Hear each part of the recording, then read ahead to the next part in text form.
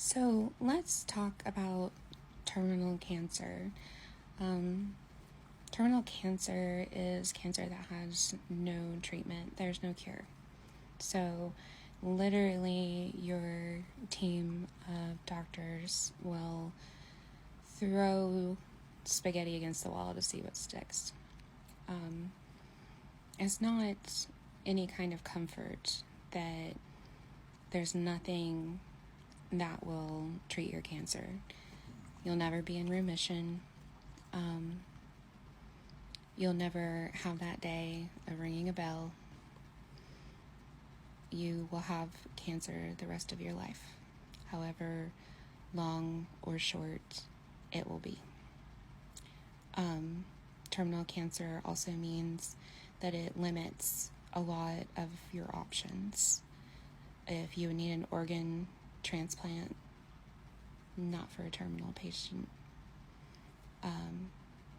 Once you have cancer in 5 organs of the body, you are automatically excluded from the transplant list. It's no longer an option. So if you would need a kidney, or if you would need a heart, lung, anything, you're not getting it. That also means, that your treatments for your cancer damaging the healthier organs could also shorten your life expectancy. And it's a really heavy thing to have to carry around, knowing that if you needed an organ, that the transplant administrators, whatever you want to call that whole bureaucratic mess, is going to tell you no. You can be the strongest cancer fighter. You can be the most positive person. But you're not going to get that organ. Terminal cancer is heavy enough, but that really struck me when I was told I had a tumor that metastasized to my bladder. The bladder is one of the most delicate, if not the most delicate organ in the body. It doesn't rejuvenate, it doesn't heal. If there's damage, it's there permanently. Anything they do to that tumor will do damage to the bladder. So radiation would kill it immediately. The red death chemo would kill it immediately. So if we have to go that direction,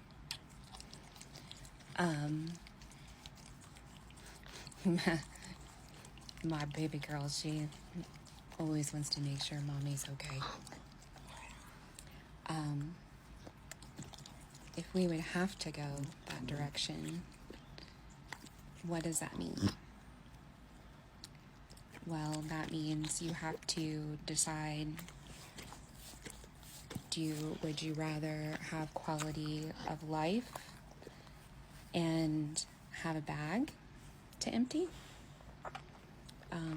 Meaning that they would, yes, remove the tumor, but they would also remove the bladder entirely.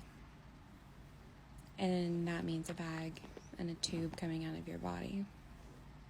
That prolongs your life because that tumor is gone, so they can refocus on others.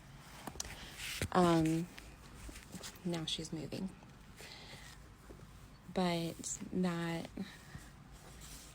also means that you have another organ that's gone.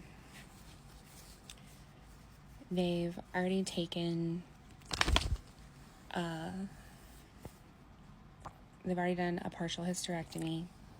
They had to go back in and take the ovaries and the fallopian tubes because my cancer grows off hormones. Any hormone, any testosterone, any estrogen in my body grows my cancer. So a lot of my chemotherapy is hormone suppressors of both hormones, of all hormones.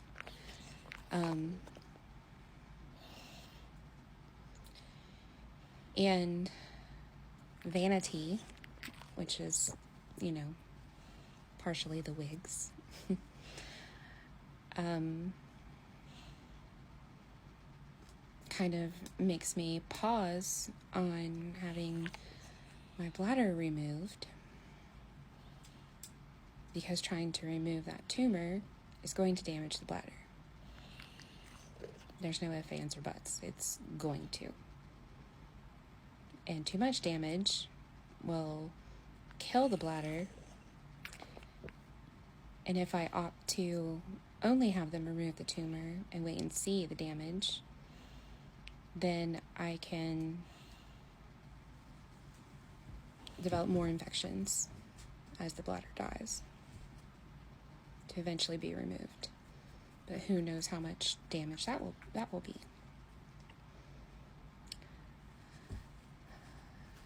And we'll still end up in the same boat of a tube and a bag to have to drain all the time, every day. Then my activity for that will be limited. No more swimming,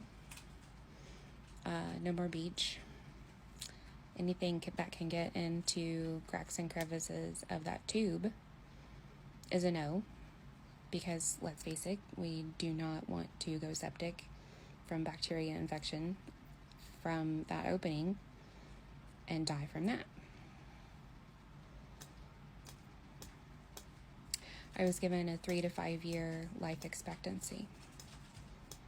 I'm on year 7, so I'm beating the odds for now.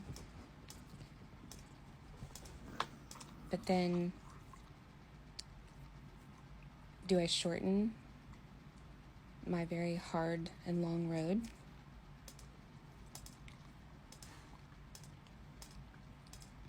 Or do I swallow my vanity, what's left of it, and go ahead and opt to have it removed with the tumor to have a few more years?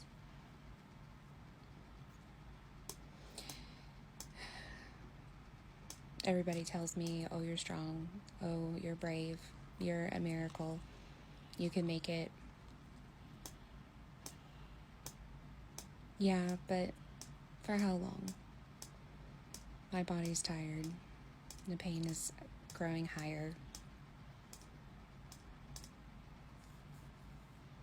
And yes, I'll keep fighting. I just have bad mental health days. Trying to make choices.